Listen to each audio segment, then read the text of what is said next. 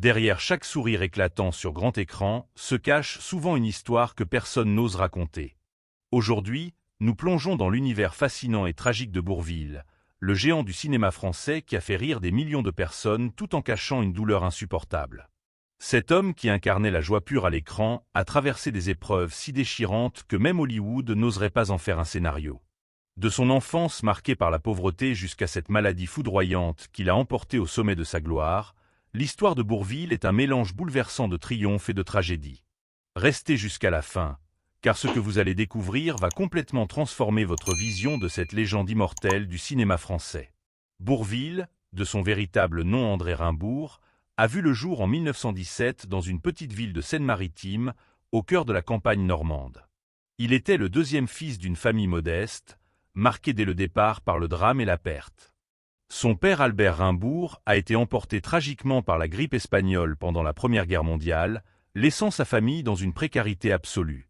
Sa mère Eugénie Pesquet, une fermière courageuse et résiliente, s'est retrouvée seule avec ses enfants dans un monde dévasté par la guerre.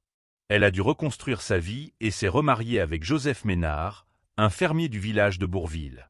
C'est de ce village que le jeune André tirera plus tard son nom de scène iconique, un hommage à ses racines rurales qu'il n'oubliera jamais. Grandissant dans cet environnement rural et difficile, le jeune André a passé son enfance entouré de sa mère, de son beau-père et de ses frères et sœurs. Il avait un frère aîné nommé René, une sœur cadette Denise, une sœur aînée Thérèse, et un demi-frère Marcel Ménard qui deviendra plus tard maire de Bourvil. Malgré les difficultés financières, André était un élève brillant et appliqué.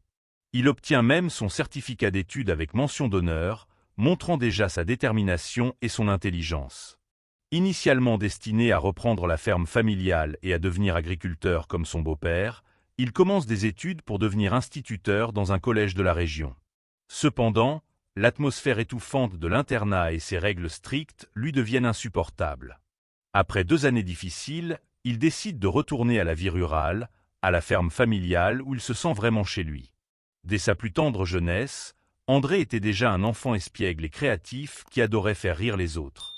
Il servait comme enfant de chœur à l'église locale et prenait constamment l'initiative d'organiser des fêtes familiales, des kermesses villageoises et des foires locales. C'est lors de ces rassemblements joyeux qu'il commençait à interpréter des chansons de Fernandel en faisant le pitre, ce qui lui valut rapidement le surnom affectueux de Fernandel normand. Ce surnom préfigurait déjà la carrière extraordinaire qui l'attendait.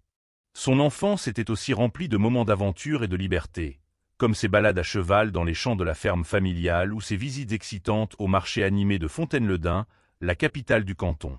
C'est dans cette petite ville dynamique qu'en 1936, il rejoint la fanfare locale où il révèle ses talents musicaux impressionnants en jouant de l'harmonica, de l'accordéon et du cornet à piston. Mais l'événement qui changera véritablement sa vie survient lors d'une soirée mémorable où il rencontre une jeune femme qui deviendra l'amour de sa vie. Jeanne Le Fric est née dans les années 20 au sein d'une famille modeste, partageant les expériences communes de la France d'après-guerre. Elle nourrissait une passion profonde pour les arts et la culture qui l'attira naturellement vers la scène théâtrale locale. Son amour pour le spectacle vivant et l'atmosphère électrisante des productions locales la conduisent à croiser le chemin d'André lors d'une représentation à Fontaine-le-Dain. C'est là, au milieu de l'effervescence théâtrale, que leurs destins se sont entrelacés pour toujours. Leur première rencontre fut marquée par une appréciation mutuelle pour les arts et la créativité.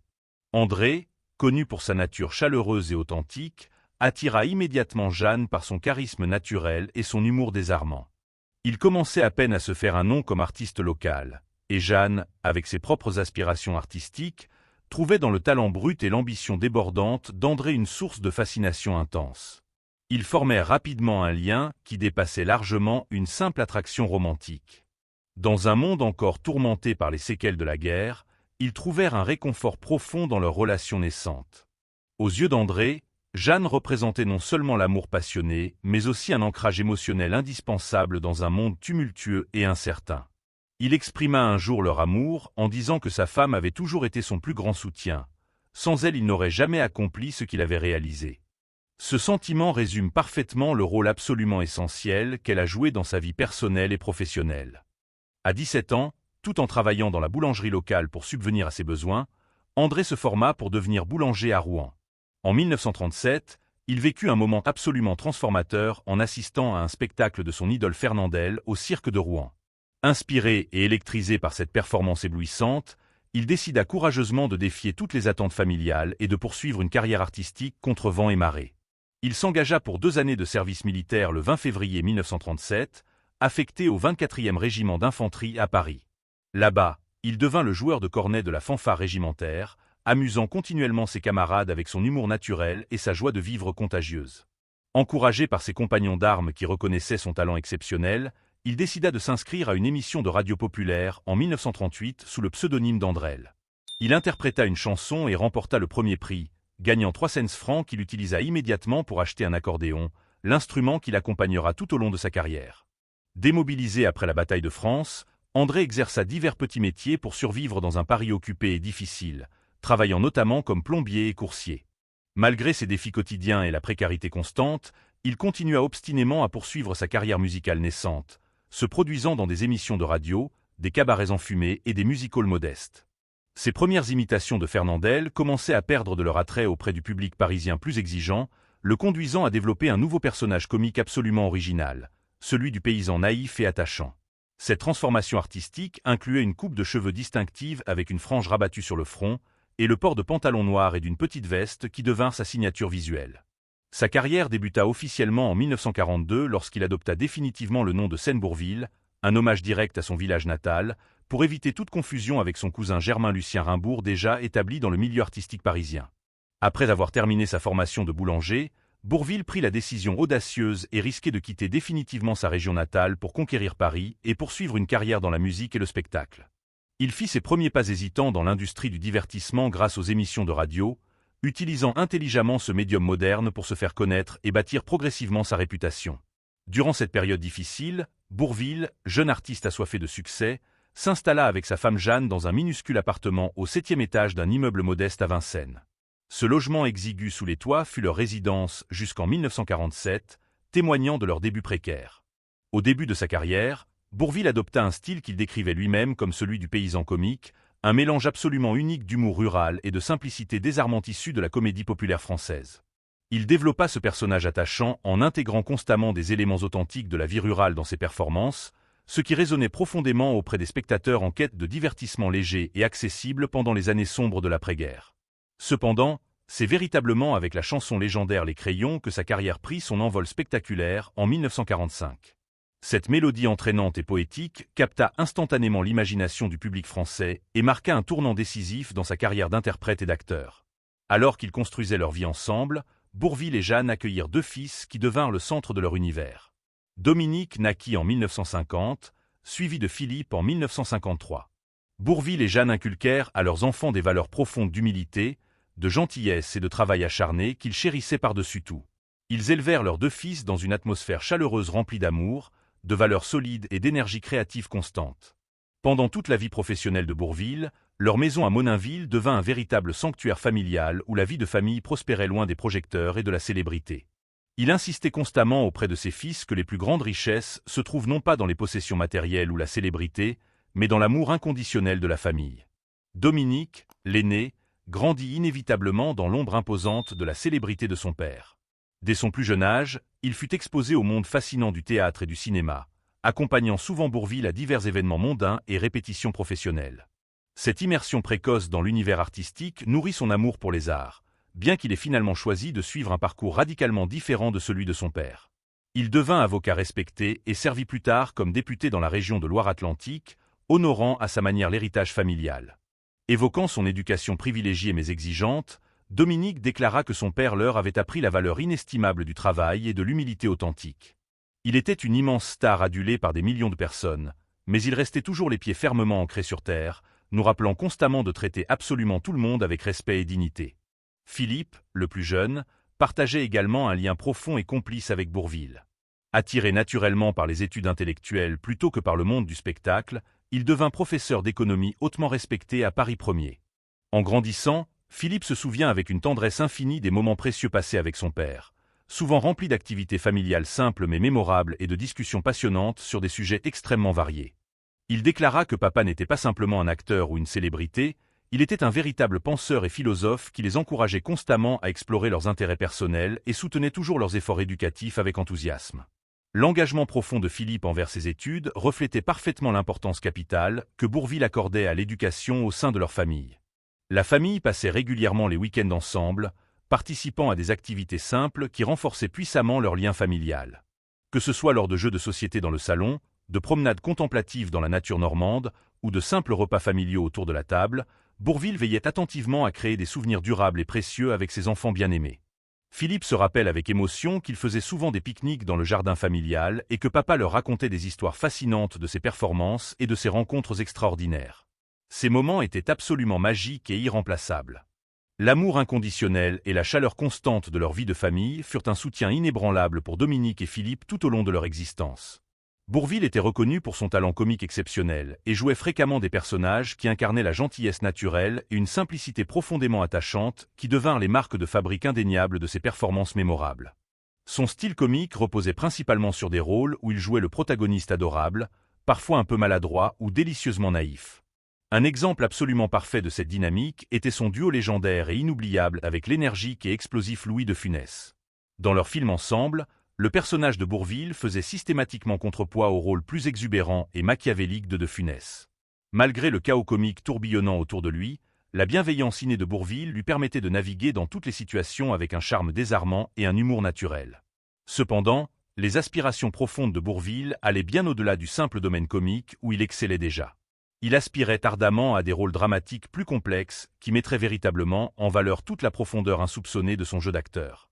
Un exemple particulièrement poignant de cette ambition artistique fut son rôle émouvant dans L'Arbre de Noël, où il incarna un homme simple et compatissant aidant un jeune garçon atteint de leucémie à poursuivre sa passion pour les loups. Ce film bouleversant illustra magnifiquement la capacité extraordinaire de Bourvil à susciter l'empathie profonde et la connexion émotionnelle avec le public. Dans Le Miroir à deux faces, la performance de Bourvil était remarquablement et radicalement différente de ses rôles habituels. Il joua un homme qui au début manipule cyniquement une femme peu séduisante pour l'épouser par intérêt. Cependant, lorsqu'elle devient magnifique grâce à une intervention chirurgicale transformatrice, la vraie nature sombre et cruelle de son personnage est progressivement révélée. Il devient odieux avec elle, sombrant dans la cruauté psychologique et le harcèlement moral, allant même jusqu'à tenter de lui retirer ses propres enfants. Ce rôle extraordinaire montra la versatilité impressionnante de Bourvil et sa capacité remarquable à incarner des personnages moralement ambigus et psychologiquement complexes. De plus, son rôle mémorable de Thénardier dans l'adaptation cinématographique magistrale des Misérables mit encore davantage en lumière son étendue exceptionnelle d'acteur dramatique. Dans ce classique intemporel, Bourvil donna vie de manière saisissante à Thénardier, un aubergiste rusé et manipulateur dont l'égoïsme profond et l'avarice méprisable contrastaient violemment avec ses rôles habituellement amicaux et bienveillants. Dans son avant-dernier rôle en tant que commissaire de police méticuleux dans Le Cercle Rouge, Bourvil montra une dernière fois sa capacité remarquable à habiter des personnages psychologiquement complexes. Ce film lui permit de mêler brillamment les éléments comiques subtils pour lesquels il était universellement célébré à une tonalité beaucoup plus sérieuse et contemplative. Mais derrière cette carrière flamboyante se cachait une tragédie imminente. En 1967, au sommet absolu de sa renommée et de sa gloire, Bourvil reçut un diagnostic absolument dévastateur qui allait changer sa vie à jamais. Il souffrait de la maladie de Calais, également connue sous le nom médical de myélome multiple. Cette forme agressive de cancer affecte terriblement les cellules plasmatiques de la moelle osseuse, entraînant diverses complications de santé dévastatrices, notamment une fatigue extrême, des infections répétées et des douleurs osseuses insupportables. Ce diagnostic lui rappela brutalement et cruellement sa propre mortalité, car le myélome multiple est une maladie particulièrement agressive et extrêmement difficile à traiter avec les moyens médicaux de l'époque. Malgré le pronostic sombre et la conscience terrifiante que ses jours étaient désormais comptés, Bourvil fit preuve d'une résilience et d'un courage absolument remarquables qui forcèrent l'admiration de tous ceux qui l'entouraient. Il continua obstinément de travailler avec une passion inébranlable dans l'industrie cinématographique, incarnant jusqu'au bout l'esprit d'un artiste profondément déterminé à laisser un héritage durable et significatif. Son engagement indéfectible envers son art se manifesta puissamment par les nombreux projets cinématographiques qu'il acheva courageusement durant cette période extrêmement difficile et douloureuse. Il termina notamment le tournage éprouvant du Cercle Rouge, un drame policier devenu instantanément un classique du cinéma français, aux côtés de légendes absolues comme Alain Delon et Yves Montand. Durant les années suivantes, Bourvil continua héroïquement de travailler malgré les effets dévastateurs et progressifs de sa maladie impitoyable. Sa dévotion artistique fut particulièrement manifeste et bouleversante lors du tournage difficile du Mur de l'Atlantique, qu'il acheva courageusement quelques semaines seulement avant sa mort imminente. Ce projet fut particulièrement poignant et symbolique car il reflétait sa détermination inébranlable à honorer tous ses engagements artistiques malgré le déclin rapide et visible de sa santé physique. Tragiquement, le combat courageux de Bourvil contre la maladie de Calais prit fin brutalement le 23 septembre 1970, lorsqu'il décéda à l'âge de seulement 53 ans. Sa mort représenta une perte absolument immense et irremplaçable pour toute l'industrie du divertissement en France. Il n'était pas simplement un acteur adoré par des millions de fans, mais également une véritable icône culturelle dont l'œuvre résonnait profondément auprès de plusieurs générations successives. L'annonce déchirante de son décès provoqua une onde de choc monumental à travers toute la nation française, déclenchant une vague immense de tristesse collective parmi ses fans inconsolables, ses collègues acteurs bouleversés et tous les membres de la communauté cinématographique. Bourvil mourut paisiblement à Monainville, un village paisible dans les Yvelines où il s'était installé dans une charmante maison de campagne. Dans les semaines précédant sa mort, Bourvil fit plusieurs séjours prolongés à l'hôpital, luttant courageusement contre les symptômes de plus en plus violents de sa maladie. Les rapports médicaux indiquent qu'il était pleinement conscient de l'aggravation inexorable de son état, mais qu'il maintint jusqu'au bout un visage courageux, continuant d'exprimer son amour profond pour sa famille adorée et ses amis les plus proches. Dans les jours bouleversants qui suivirent immédiatement sa mort, le Cercle Rouge et le Mur de l'Atlantique furent tous deux sortis en salle, servant de touchants hommages posthumes à son talent exceptionnel et à son héritage immortel. La sortie de ces films permit aux fans inconsolables et au public français de réfléchir profondément aux contributions absolument remarquables de Bourvil au cinéma national. La une du journal Ouest France annonça succinctement mais avec une émotion palpable. Bourvil est mort, capturant parfaitement le profond sentiment de perte collective ressenti par tout le public français. En tant que figure universellement aimée qui avait apporté joie et rire à d'innombrables vies pendant des décennies, sa mort marqua véritablement la fin tragique d'une époque dorée du cinéma français. Dominique et Philippe Rimbourg, les deux fils profondément aimants de Bourvil, partagent encore aujourd'hui un sentiment immense de fierté pour l'héritage extraordinaire de leur père qu'ils ont préservé amoureusement tout au long de leur propre existence. La maison familiale historique de Monainville est toujours la propriété de Philippe, gardienne des souvenirs précieux. Dominique, qui a mené une carrière brillante en tant qu'avocat puis député, réfléchit régulièrement à la nature profondément humble de leur père malgré sa célébrité écrasante. Il observe avec émotion que son père est resté fondamentalement simple toute sa vie durant, croyant fermement que si l'on traite bien les gens avec humanité authentique, indépendamment de leur statut social ou de leur richesse matérielle, on devient véritablement l'égal de tout le monde. En se souvenant de leur père avec une tendresse infinie, Dominique et Philippe soulignent constamment son dévouement absolu à la vie de famille malgré les exigences écrasantes de sa carrière. Il était un père constamment présent et attentif, veillant méticuleusement à ce que ses fils soient bien ancrés dans la réalité et concentrés sur leurs études plutôt que sur la célébrité. Il était doux et il était tout simplement là pour nous, explique Dominique avec émotion. Il protégeait farouchement notre vie de famille, surveillait attentivement nos études et ne nous laissait jamais faire de bêtises. Il fallait bien faire les choses correctement, toujours. Cet environnement de soutien constant leur a permis de s'épanouir remarquablement dans leurs carrières respectives, renforçant profondément l'importance capitale de l'humilité et du travail acharné.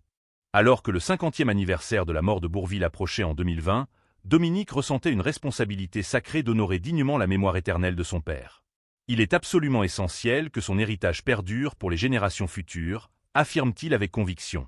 Les 50 ans depuis son décès offrent une occasion unique de lui rendre l'hommage qu'il mérite pleinement. Philippe ajoute avec sagesse que son frère et lui n'ont jamais recherché la célébrité que leur père a connue. Ils apprécient profondément l'admiration que les gens continuent d'avoir pour Bourvil et sont plus qu'heureux de prêter des souvenirs précieux et des histoires personnelles pour garder son esprit vivant à jamais. Bourvil n'était pas seulement un acteur et musicien extraordinairement talentueux, mais aussi une personne remarquablement cultivée avec une appréciation profonde des arts et de la culture. Ses aspirations intellectuelles et ses intérêts extrêmement variés le distinguaient nettement dans le monde souvent superficiel du divertissement. Un de ses amis les plus proches, le légendaire chanteur-compositeur Georges Brassens, parlait constamment avec admiration du caractère exceptionnel de Bourvil, le décrivant comme l'incarnation parfaite du gentleman français, évoquant l'élégance intemporelle et le raffinement du XVIIe siècle. Brassens appréciait particulièrement la vaste connaissance encyclopédique de Bourvil de la chanson française traditionnelle, qu'il partageait et discutait passionnément.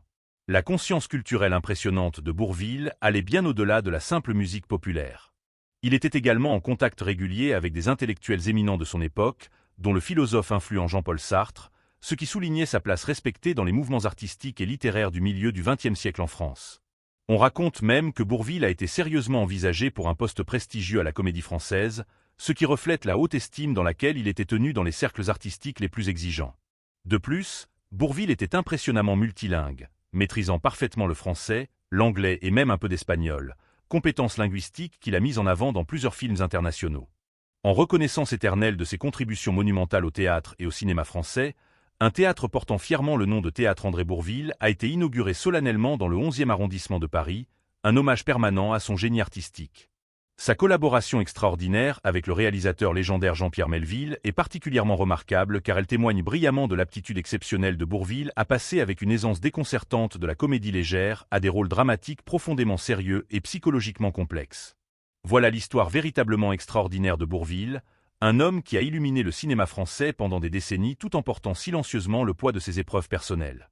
Derrière chaque rire qu'il a provoqué se cachait une humanité profonde, une gentillesse authentique et un courage face à l'adversité qui force encore aujourd'hui notre admiration. Si cette histoire vous a touché, si elle vous a permis de découvrir la face cachée de ce géant du cinéma français, partagez cette vidéo avec vos proches et abonnez-vous pour découvrir d'autres histoires fascinantes et méconnues de vos stars préférées. Quel est votre film préféré de Bourvil? Dites-le nous dans les commentaires ci-dessous. N'oubliez pas de liker et de vous abonner pour ne rien manquer de nos prochaines vidéos exclusives sur les légendes du cinéma mondial.